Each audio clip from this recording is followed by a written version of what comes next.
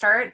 Brian Heilman is here. He's a senior research officer at Promundo, which is based in Washington, D.C. And Brian has extensive experience in research and data analytics as it relates to gender-based violence. He's also a co-author of the State of the World's Father reports that came out in 2017 and 2019. And he's also a lead author of The Man Box, which is a study of harmful effects of rigid masculine norms in the US, UK, and Mexico. And Brian has specific field experience in South Asia and the United States, and has also worked all around the world. So we're very happy to have Brian here with us today. Our next speaker is Swamers Pirano Guzman, and he's actually based here in Seattle, in the Seattle area, and previously worked at the IRC. So Global Washington has had him speak here when he was part of the IRC.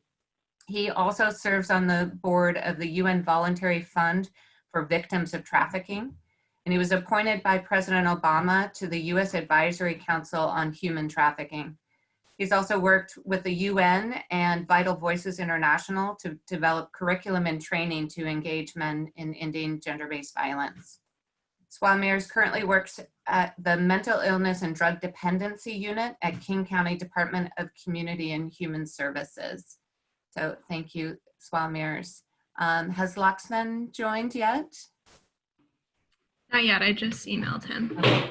Well, why don't I would love to jump into the program and have Brian and Swamers start, and we'll loop in Laxman as he comes. Again, our format is I'll be just asking a few questions to the speakers, and then we'll open this up for a roundtable conversation. So Brian and Swamers, can you both just give us an overview and tell us what brings you to this work, and briefly describe your role in ending gender-based violence and engaging men. Brian, you want to start? Sure, yeah, I really appreciate the opportunity, Kristen, and it's nice to be here with everyone. Thank you for being here. Like Kristen said, I'm a senior research officer at an organization called Promundo, and our kind of US group is based here in Washington, DC, but Promundo actually 22 years ago now was founded in Rio de Janeiro in Brazil, working at a real grassroots level with groups of young people in really violent neighborhoods in Rio to organize together to talk about the kinds of harmful ideas around gender and around masculinity that were shaping their lives to negative effect there. And from that founding, we've developed curricula and a lot of different research approaches to address the issue of harmful masculine norms and pursuing gender equality with men and women and all gender identities in partnership together over that journey. So I'm happy to be representing not just my own journey, but also the Promundo, and hopefully can speak to any questions you have about the organization.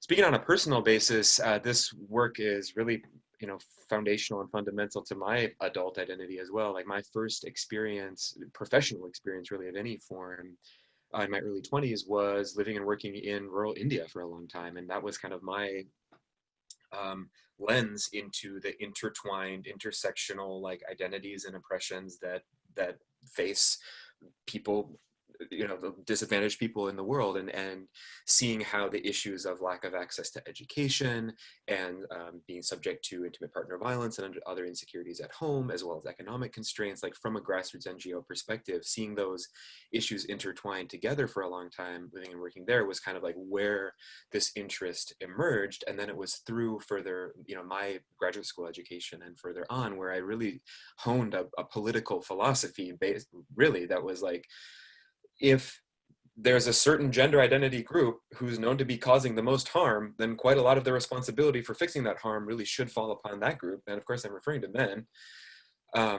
And so as a man who felt like I kind of was able to see gender and see the impact of harmful masculinities in a new way through these amazing, fortunate opportunities of living and working where I was, as well as a grad school program, I was really driven to find the right way to address that. And I can kind of look back now over 15 years and see maybe some of y'all would have moved a similar journey where way back, I would have, with regard to the engaging men and boys idea, I think I would have started as like a student, just learning, reading as much as I could, to then an admirer and like a true believer, like really thinking this is like the big silver bullet thing that we need to really like solve these issues, to then actually having opportunities to work in this space and to be involved in program development in this arena, to be authoring papers that had some kind of reach and impact in shaping what it should look like to be addressing harmful masculinities toward this work, to then like after you move that arc of being like the true believer and the participant, and you get in the field for a while and you've like really made all the connections and met everyone and like see it from the inside with like a lot more clarity, then you almost like move into more of a like critic, agitator, like trying to move the field forward to better and better values and realization of their values. So I'm kind of like hoping in this meeting today, in an hour, can we move some of you through like a lot of stages of that journey where like you can like buy in as a believer in this idea, but also see some of the pitfalls, some of the challenges of this framing and of the work. So I don't know, like my role in Promundo at the moment, I sit on the research team, but really everything that Promundo does is like using new data collection. So sometimes that means big household surveys. Sometimes that means, qualitative storytelling types of data, using those rigorous data to then shape the kinds of interventions and campaigns that we're also implementing all around the world.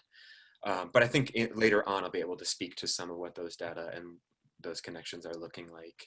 But I hope that gives you a picture of like who I am and where I come from in this space. Thanks, Kristen. That's great. Thanks so much, Brian. Laxman, welcome as well. We're just getting started. Let me have Swalmirs answer the first question, and then Laxman, I'll introduce you as well. Swalmirs, can you tell us again a little bit more about yourself and the work you do? That's a little bit of a loaded question for me. As I would say that everything that who I am and what I have been through has shaped a way on why I wanted to engage in this work and why I do the work that I do. Let me start by saying I was born and raised in Honduras in the 90s, in a timing where there was this high number of people from the Middle East moving to Honduras for various reasons, and my parents happened to be one of them. I was born into a non-traditional family, I guess. My mother's Krishna, my father's Muslim. When they got married, they became, it was a huge issue, right, within the culture and communities that they represented. So they moved to Honduras. I was born there. Then I was struggled in being born into a culture that they're both perhaps see masculinity as from an interesting lens, right? Both from a cultural but also religious way, from cultural norms and all that stuff. So all my life, I grew up being the first son of the family. So I had this idea that I had to be the man, that I always had to be this man. The stronger person, and my name represented in the strength, represented kingdom, it represented the strength. And I was born with that mindset, and I grew up with that mindset. But I also had a very violent father at home, and to that point, my mother ended up in a wheelchair. We all ended up with scars, and my father left one night, and then he left us to kind of decide how we're going to move forward with life. And then life hit me back at the age of 14. I became a victim of child sex trafficking, and that's how I ended up in this country. So that itself kind of created this perfect storm in my head, right? With trauma, my childhood trauma, plus what happened to me. It developed this idea that it challenged everything about me and what I was born into. And I was placed in foster care. Foster care is an interesting situation in California where I had no control about what was happening in my case, but I had control what went in here. So I decided to really dive deep into education, dive deep into understanding the brain and understanding how people learn, how we captivate the information that is around us, and how we create a persona out of our situation, culture, religion, cultural norms, and all those things. So at first I thought I was going to become a lawyer, and at some point I switched over to psychology. So I started psychology, and through that period of time, and understanding my own trauma, and started shaping this new idea of decentering myself and taking a step back.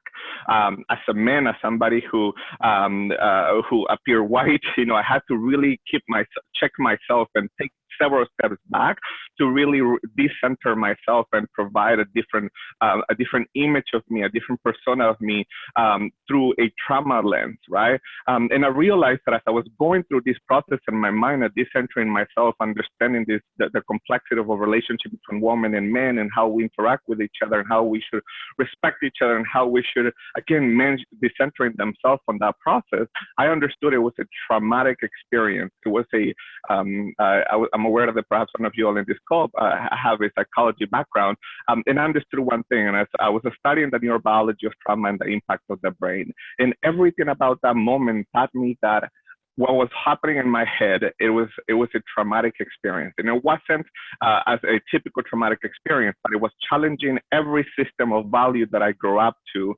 that I believed in and that I observed throughout my life. And it challenged me so much that I decided to really write down every single aspect of the process until I was able to gather and perhaps to create a new who I am now, and embrace perhaps the feminist side of me, but also understanding that I was a male and that I had a specific role in our culture and society, and how can I decenter myself and give the space back to other people, to other women, but also people of the LGBTQI community, people in general who were not necessarily heterosexual males. And through that process, I just decided that it was the right opportunity for me to engage in the work of gender-based violence through the male lens, but helping men cope and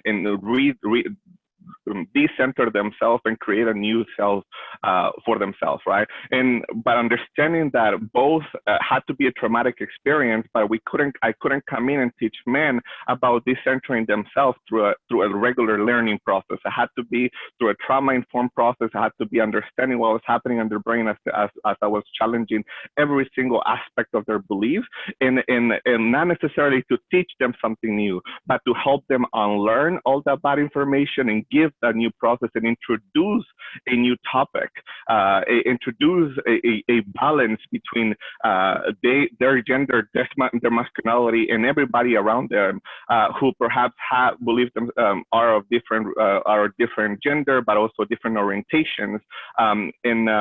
Again, through that very specific trauma lens. And it took, I guess, in my own personal experience, it was challenging. It took a while in taking this specific approach. What I have taken, I would say it's not easy. It's longer, but the results of it has been so well received that the reality is that when we provide people, men specifically, with a very specific process, understanding what's happening and the complexities of how men learn, there was a long-term result and more of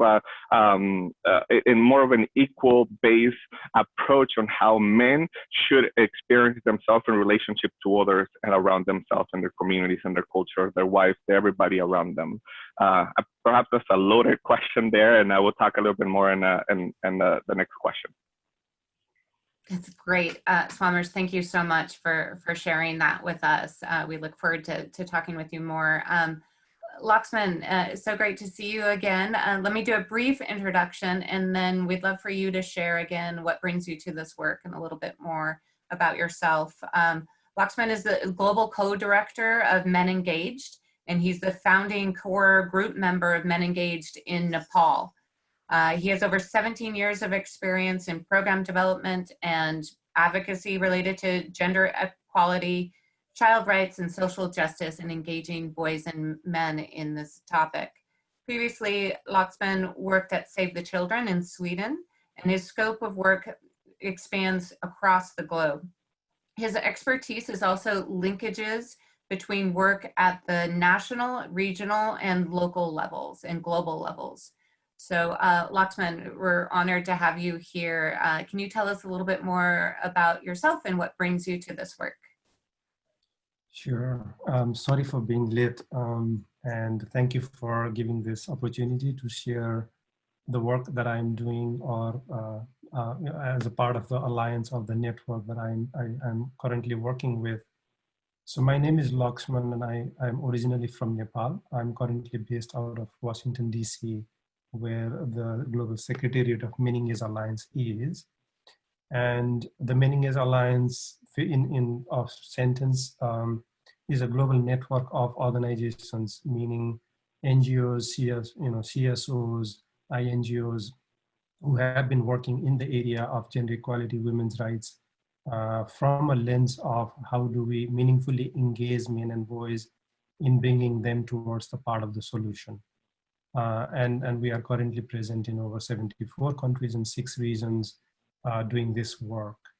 For me personally, the journey started way back from my own childhood as well, where I was brought up in a very patriarchal Hindu, kind of very rigid family background. And I was always kind of uncomfortable of the kind of environment that was there with my sisters, with my mother, and how in the kind of an extended family system, how patriarchy operates. And I kind of feeling lonely within that family, even though we used to be living in kind of a very extended family with over 30 members. That was quite, kind of always made me a lot of uncomfortable as well, but also slowly when I started studying, I started realizing what all this means. And I started working in some of the NGOs, especially looking at HIV and AIDS community mediation, and which included looking at the mediating the domestic violence issues primarily. And then at the same time, I was working with a project which was to work with judges of the district and Supreme Court in Nepal to teach them and build their capacity to empower them to sort of be pro-feminist in terms of the judgment and the legislative framework they are part of, so that it can meaningfully make positive impact in the lives of women. But somewhere when working with them, and also while working on looking at the stigma around HIV and AIDS, and I was more particularly involved in looking at how HIV and AIDS at that point in time impact the life of children in rural areas of Nepal, I realized something still was missing. We were talking about, yes, judges' role on women's rights or looking into, and then communities' role on making sure women's rights is ensured. But then, something was missing with regards to something wasn't clicking with these judges who happened to be all male when we started the program. When I started this work, most of the community leaders and the leaders of the community groups were always male. And something I felt was not connecting because of why they are in this field. And that's when I started looking at myself being a male-bodied person and being working with women in the same field. I realized that there is some contribution and responsibility that I need to take as a male identified individual to really meaningfully dismantle the system that we are talking about and the feminist movement have been talking about, and the women that I was working under has been really trying to dismantle. And that's where I realized that the connection with the roles and responsibilities that men and boys have in dismantling the patriarchal system that is fostering us. And also for me, I wasn't fitting into the discourse that was out there of what it means to be a powerful man. And I was always uncomfortable of the way men and boys were projected as a homogeneous group, because some of the elements those were there weren't what I felt comfortable with. And I always lived with that. And hence I started being more vocal in this space to talk about the responsibility we have. And that's how my journey started in looking into and more rigorously working in this. So that also means that I come from not necessarily only working with men. I actually was grown up by women, shaped. My political ideology comes from women's political agency. So that means the work with boys and men was actually initiated by the women's movement. And I want to make it clear that when we talk about engaging boys and men, it was not that men and boys started. It was initiated by women in a way back, even before Beijing conference, that it was a group work initiated by the feminist women leadership, not us as men and boys. We grew into that system whereby some of us who were feeling uncomfortable of the system and the identity we were attached with, whether or not internally we are feeling or we attach to them, we grew into that system. So when we talk about engaging boys and men, it's not about only men and boys identified individual talking about it, but it is about integrating the feminist ideology and the genuine interest of feminist or women's rights lens included in this work, and that we, those who are male identified, learn from that and inform what we intend to do or are planning to do or are currently doing is informed by that background where we come from, so that we don't create a parallel movement of men, but rather a value addition. And that's where my politics comes from, is that the work of boys and men needs to be humble towards the feminist movement and leadership, so that we as men can genuinely transform the feminist system. Because patriarchy impacts men was not something men started with. It was women leaders who helped us realize, actually, my discomfort was because of patriarchy and the roles and norms shaping around them. And that's where I come from and who I am. And I've been in the field for some time. Thank you. I'll stop there. Laxman, that was really important and great background. Thank you for setting that for us as we talk about this topic. Brian, I'm going to go to you next. As I mentioned, you are bringing sound data and research to this issue. Can you tell us a little bit if you've noticed trends in the data related to this topic, especially more recently because of COVID, if there's research now coming out about this topic? Yeah, sure. I think in such a short time, I basically just want to be now like a conduit and all of your like first contact point for a bunch of different data sources at Promundo. So I'm not going to be able to go into all this detail in a short time here, but please, I'll share my email address and please don't hesitate to reach out. So I've been involved in several country level household surveys under the heading of the International Men and Gender Equality Survey, which, like, if you kept track of the acronym, is IMAGES. IMAGES is really the first and only of its kind, like usually nationally representative, very big survey that connects the way that people think about gender attitudes and gender norms with like all of these important health and behavioral outcomes in their lives, from their use and experience of violence to their mental health, to the extent to which they're involved equally in care and domestic work in their homes. And at this point, there are IMAGES data sets for almost 50 countries. So if anybody out there is like trying to design some kind of a program to be addressing harmful masculine norms, addressing violence, addressing equal care work, and it would be useful to you to have like a snapshot of the way people think about those ideas and how they're linked in that country, check out IMAGES on Promundo's website, or just write me an email and I can help you find which ones are there. But you can imagine 50 countries worth of nationally representative data. Like I can't present that in 5 minutes, but that resource is available to you. The thing I thought I'd share is just like a couple snapshots of data about the problem at hand and also some possible solutions. So you hear me saying like not so much about engaging boys and men so much as harmful masculinities and harmful masculine norms. And so some of the data that I think are essential for this conversation are just how widespread the harms are when people of all gender identities really agree strongly with and adhere to the idea that men should be strong at all costs, should use their physical force as a demonstration of their value, should be stoic and unfeeling of any emotion other than anger, should be strictly heterosexual and have kind of warped approaches to what sexual relationships should look like, and so on. Kind of, I think we could all do an exercise and kind of throw up on the wall the restrictive messages that are associated with be a man or man up that we still encounter in society and in media. What we at Promundo have been able to do is turn all that stew of harmful messages into actually measurable survey questions. And so the data that I can share very recently comes from asking young men, 18 to 30-year-old men in the United States, in the United Kingdom, and in Mexico, about 15 different attitude items related to that be a man idea that I've just shared.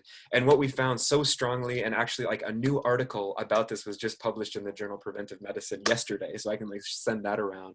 What we saw is that if you agree with these restrictive ideas about what being a man really is, then it links incredibly strongly with your likelihood to also demonstrate a bunch of other ills of society. So you're also more likely to report using violence against a partner. You're also more likely to report using violence against a peer. You're also more likely to report mental health challenges and recent experience of suicidal ideation, as well as risky driving and drug and alcohol use, if I didn't say that. So what we see is that there's a strong association between holding on to these ideas and just a bunch of harms for women and girls as disproportionate victims of violence, but also for the folks who hold those, the men who hold those ideas themselves in terms of those mental health outcomes and other risky behaviors. So if that's the, and I wish I could show you some of my I'm really a bar chart guy usually in my presentations. And I like the bar charts I could show you is this like dramatic, like exponential relationship where like the more of those restrictive ideas that you agree with, then like on the y-axis, the like much higher proportion of that group who exhibit, for instance, perpetrating sexual harassment. So like the key message is just adhering strongly to macho be a man vision of the world is bad for everybody. It's particularly bad for women and girls as disproportionate survivors of men's violence, but it's also not doing the vast majority of men any favors. And so how do we then like use that data to propose some kind of solutions? Well, the approach that we take is to actually talk about this stuff directly. It's not like presuming essentialist ideas about what men are and what women are, but it's like asking everybody to see that we're like swimming in the water of these gender norms, and actually they exist to support a patriarchal and white supremacist and capitalist system. And the more that we can actually see them and see the harms and see how it's keeping all sorts of intersectionally oppressed groups down, including the vast majority of men, like starting to teach folks how to see and disentangle those ideas is like another core part of Promundo's and our partners' mission around the world. So we translate research findings like that into for adolescent and college age students, as well as like particularly promisingly like young couples or folks who are just becoming parents for the first time. So we have curricula for young people. We have curricula focused on like parenthood and finding that actually a lot of men, even if they hold really restrictive ideas about masculinity and gender, men of a current generation actually want to be more involved as like caring, nurturing fathers than past generations did. And we're finding that that's kind of an interesting like opening. If you can open the door by having conversations about how you want to be an emotional support for your child, you want to be present in your child's life. You don't only want to be the like family ATM or like only an economic provider for your family. A lot of men who would even like reject this idea of toxic masculinity, they actually hold those hopes for their own role as a father. And we found that like starting the conversation there, then all of a sudden we're having conversations with otherwise pretty like closed-minded folks that are like veering toward like a more equal, more feminist even viewpoint. So I'm moving really quickly. I realize because we want to have as much time for conversation, but I actually shared with Kristen and with Doni a couple resources where like, and I think even organized it into like the background research. So you'll see the study that demonstrates those links between harmful gender norms and those outcomes, and then like the programs or the solutions. So I've shared actually our young men's curriculum, and I've shared our fatherhood curriculum as well. So you all have access to that stuff. Everything Promundo ever does is just free on our website, but there's so much of it that it's sometimes hard to go there and find what you're looking for. So I picked kind of like some greatest hits to get you started. And I really want, if you have follow-up questions, to email me, but I hope that helps a little. Oh, you mentioned COVID too. We did do a quick poll survey in the US regarding COVID, and the answer that I hope you're seeing amplified elsewhere is that if any of us thought that this pandemic thing was going to be like a great equalizer, and like now like men and women and everyone are in the home more often, so like everyone's going to start like chipping in really equally and we're going to suddenly see a transformation of gender norms, like at least our data from the United States shows that this pandemic is just like taking the inequitable distribution of care work in the home, taking rates of domestic violence and just amplifying them, making them worse. Like the bad stuff that was there is like drawn into even sharper focus by this extreme time of stress and tension. So I don't think I included that study in the little info packet yet, but I'll send it over, Kristen. And again, apologies for cramming so much in. No, that's so great. And I did share with the group already your links and Laxman's links, and we'll do it again as a recap after this. I really appreciate your organization's approach, data-driven solutions, and integrating that. So thanks for sharing that. Laxman, I'm actually going to go back to you first to give more of a global view, and then we'll go to Swamir's to talk a little bit about local and global. Laxman, as I mentioned, you've traveled and worked all over the world, specifically in Asia, Africa, and the Middle East. Can you talk about if you've seen any similarities or differences in this issue in engaging men? Right. Yeah. Actually, there is a lot of differences in terms of how the work is initiated, because the contexts are different. One thing that we need to be careful about the work is there is no one-size-fits-all solution to programming, and each of the programming needs to be contextualized in the particular context where we are. So as Brian mentioned, fatherhood has been one of the most light entry point, or the soft entry point to initiate the conversation with boys and men. So globally, the work of fatherhood has been one of the things that has been taking a lot of good as a initiative point to start engaging with men and moving beyond just like being a good father, but then to really deconstruct the notions around what it means to be a feminist husband, if they are in a heterosexual relationship or homosexual relationships, what it means to be a sensitive man. So I think to unpack that further is something that is happening very contextually as well.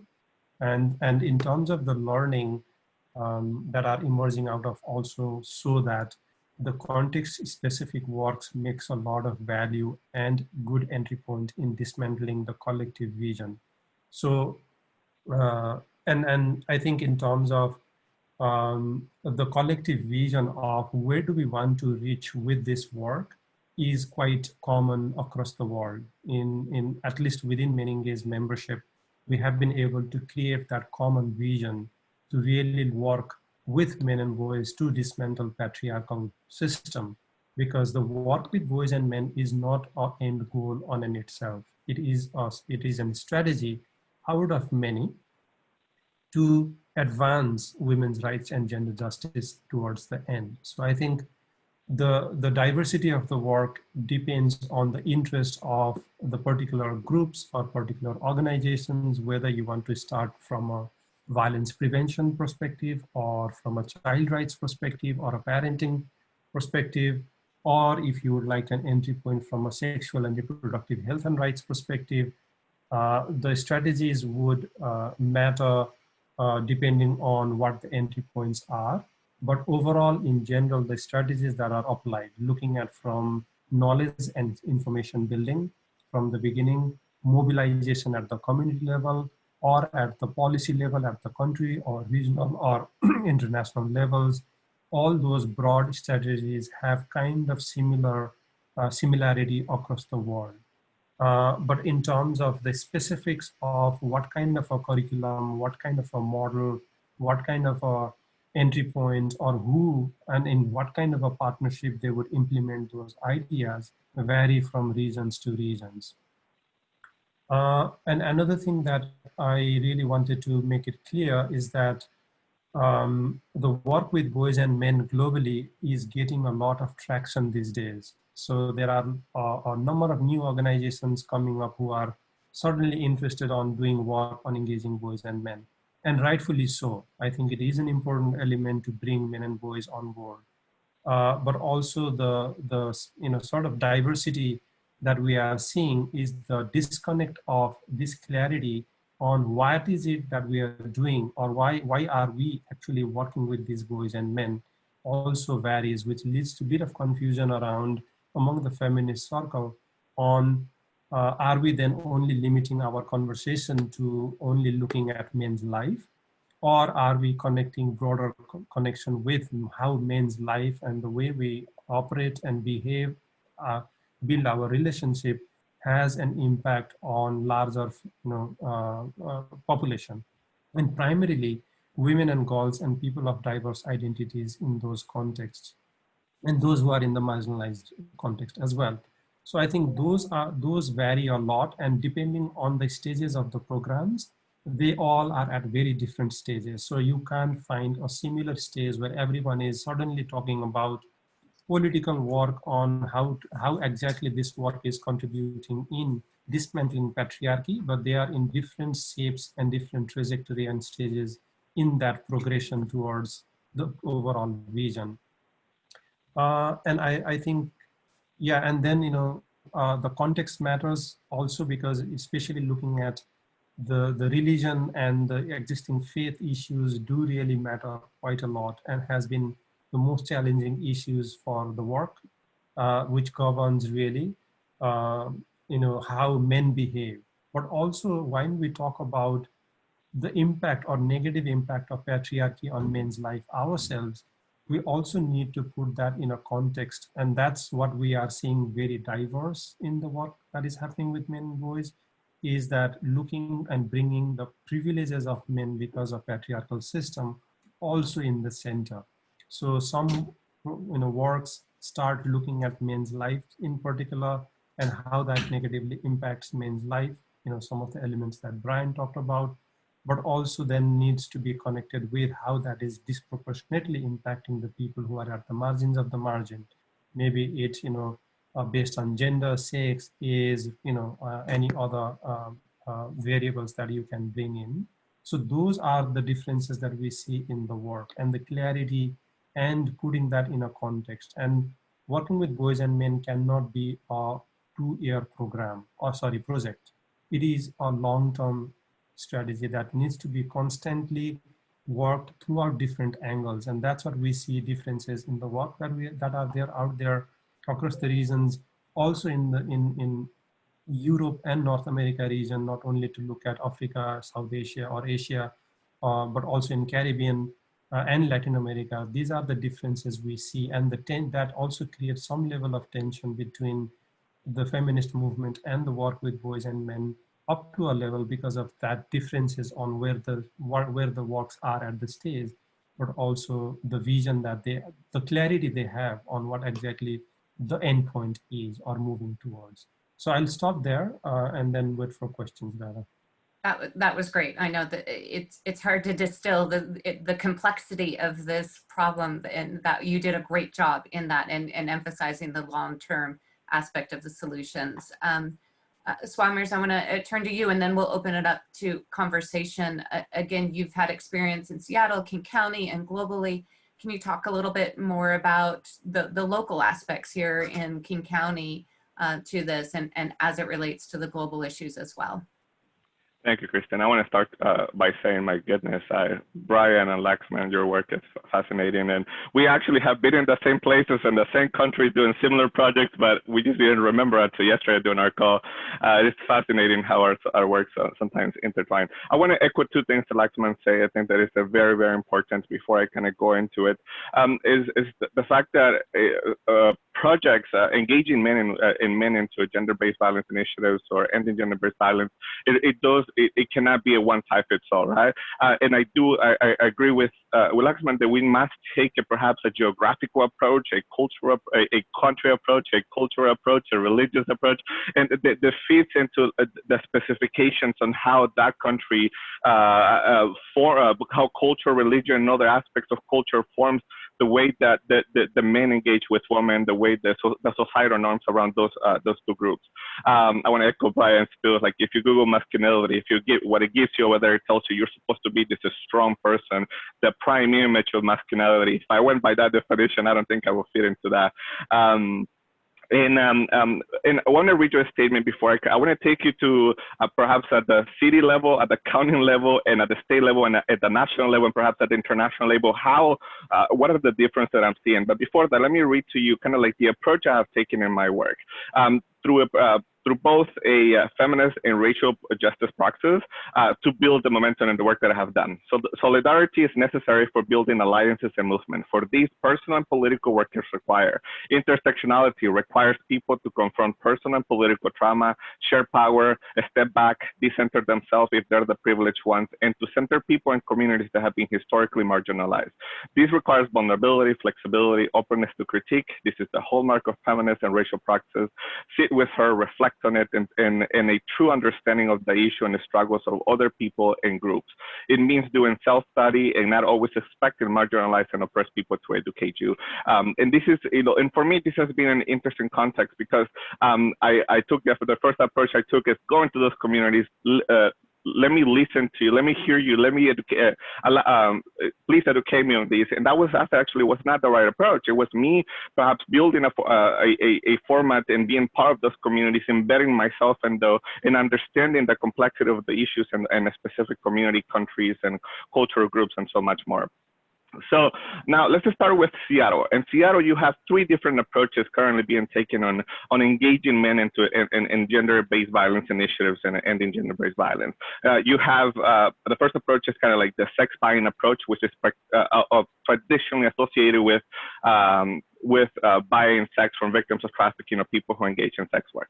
What is interesting about that is that usually they focus on the specific behavior of the sex buying behavior, not necessarily on kind of the overall aspect of how that man, how that individual become to engage in those type of acts without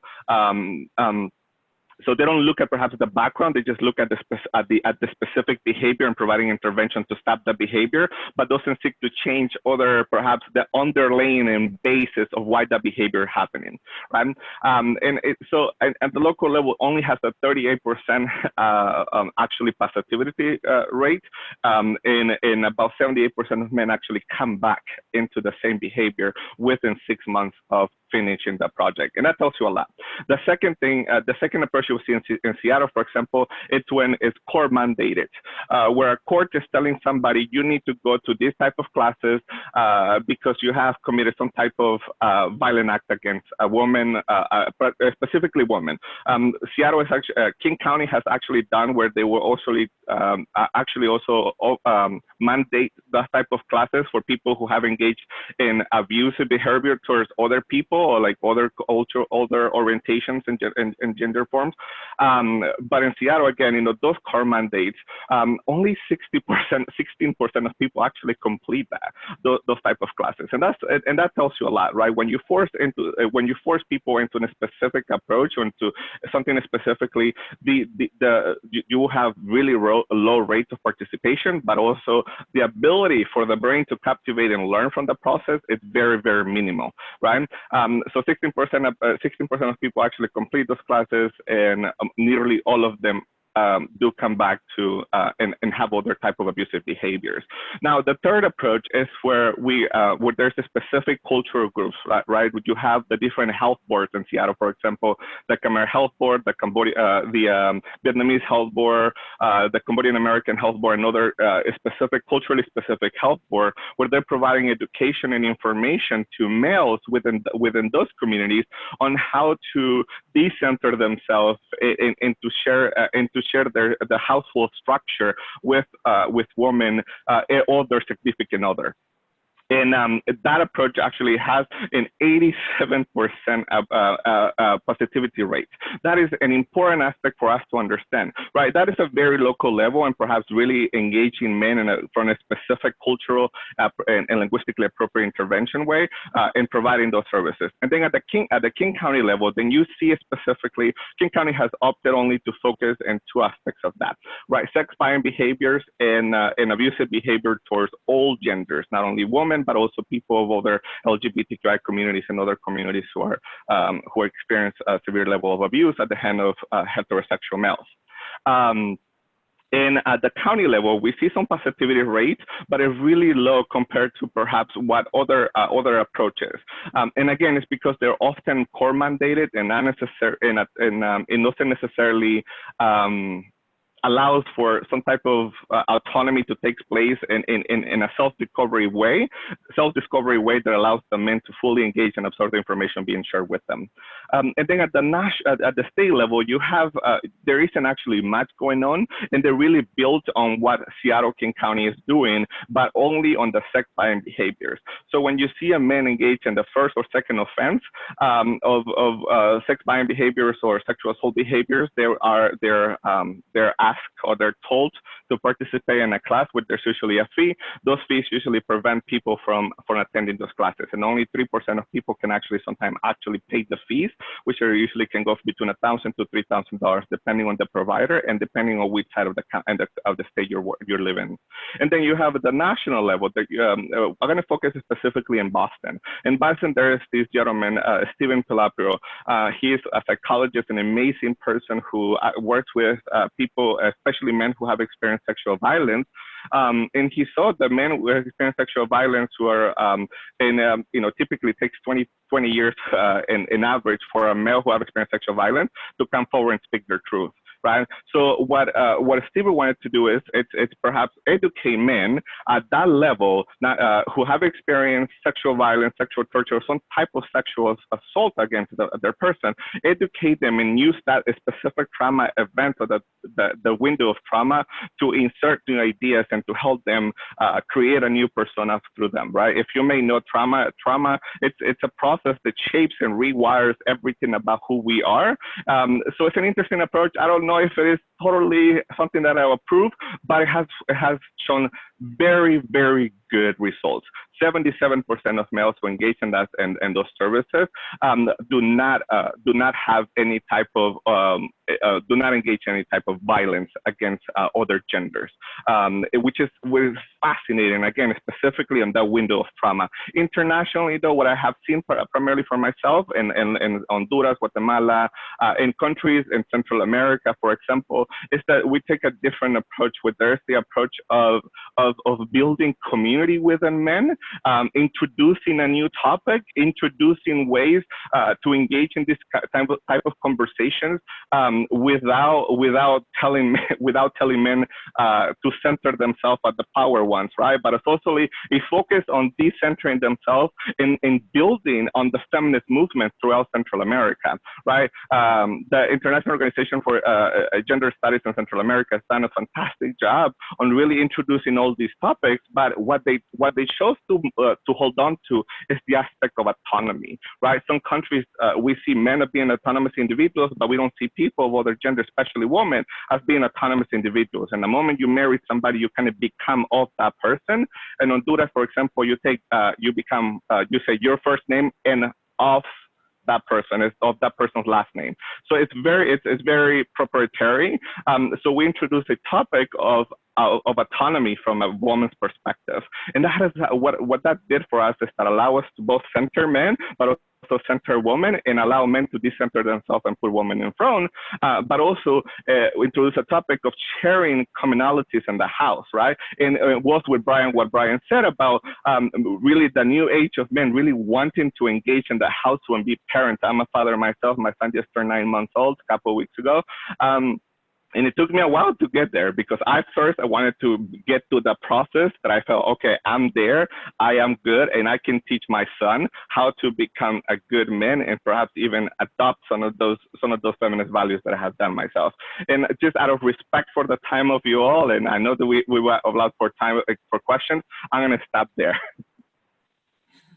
Thank you so much. I know it's challenging for each of the speakers to tell us about your 15, 20 years of experience in 5 minutes. So thank you for sharing what you know for sure.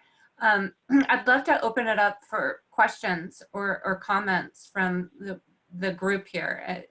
What I'd like you to do is, if you have your screen on, just give me a wave. Otherwise, if you're on the phone, feel free to just jump in and interrupt us. That's really the only way we can recognize you. But is anyone right now with their screen on have a question or comment? Yeah, Rondi, go ahead. Hi. Well, first of all, I just want to thank all three of you. Wow, I'm blown away by everything that you've said today. And I feel like I have a ton of questions in many different directions, but I'm going to try just to narrow it down in the interest of time. But thank you all. One of the questions that I have is that I'm familiar with and have worked with organizations that are involved, for example, working with smallholder farmers in rural communities. And they engage in training and they engage in bringing women into decision making and working with them.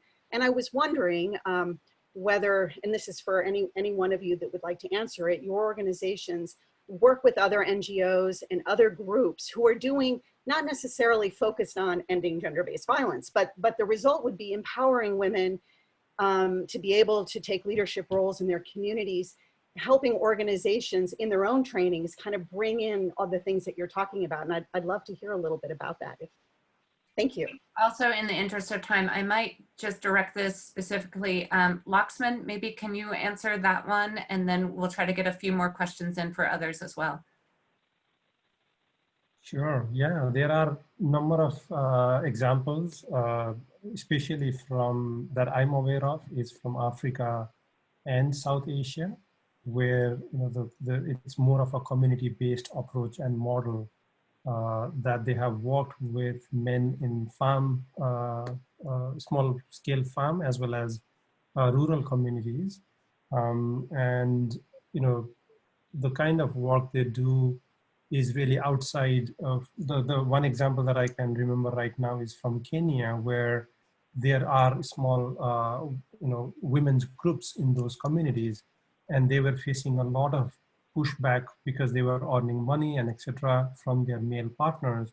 So our colleagues in Kenya, they went to do, the capacity strengthening work with men, and while doing so, they use different strategies that can attract and can keep men coming back to the sessions. And there were some incentives around that. They used different sports tools and used, some of the play that these, men are used to in those communities and brought them again and again.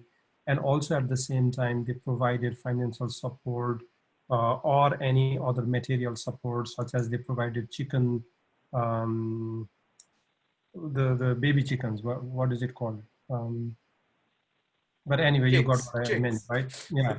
So they provided, those to women and worked with men so that men can support women in taking care of the chickens and help them grow and make it a part of a business that they are part of. And that had led to significantly, increase on the relationship that they used to have, because those communities used to have a lot of high prevalence of domestic violence, and that has significantly reduced. And in one of the similar examples, but it not really only in rural, but also urban areas, where with farmers and the community men leading all the way to supporting women to take part in politics. So in India, in rural Maharashtra area, with the work with men, the men were creating space and allowing women to be participating in these political spaces and go for elections and to take on public roles and responsibilities, and men were supporting at home. So it was as decentering men and centering again by women in the center. So those are some of the examples that I can think of, but yeah, there are quite a number of similar examples. Similarly, there are numbers in Rwanda as well and Uganda as well, a number of examples of that. Not sure if others have anything to add. No, that's. I think just 5 seconds, because I think in a lot of questions often I can say I've got a curriculum for that. And what I'm going to do is just paste links in the chat box if you want to seek those out. I have a couple ideas of programs that have tried to integrate the same analysis of those restrictive masculinities and gender roles, but specifically within an agricultural project and specifically within a women's economic empowerment project. We have curricula for that. So that's great. Thanks. Zoe, you turned on your video. Did you have a question? Zoe? No? Okay. Anyone else want to ask a question or give a comment?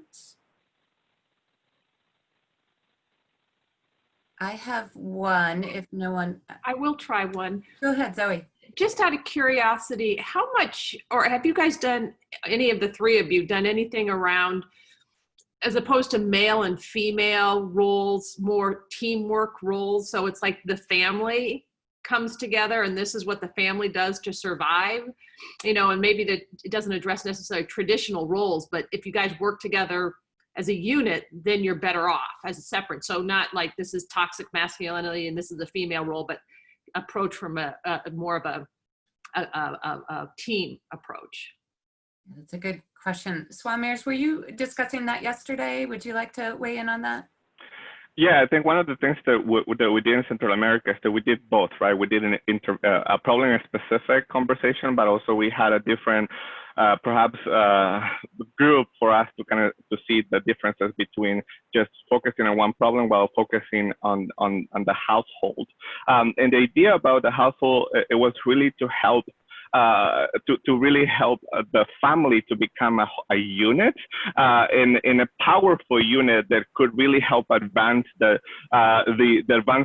goals of the family as itself. But it was component of really setting up goals for the family, setting up different, talking about the roles that both of the family can play into achieving those goals, but also their role within their community to continue to share that message of togetherness in a household approach to achieving goals without necessarily talking about the different gender roles, but it was specifically about advancing the goals in aspirations and ambitions of the family had, right? Like buying a home, having kids, having a good job, getting a stability, all of those things that we heard from people.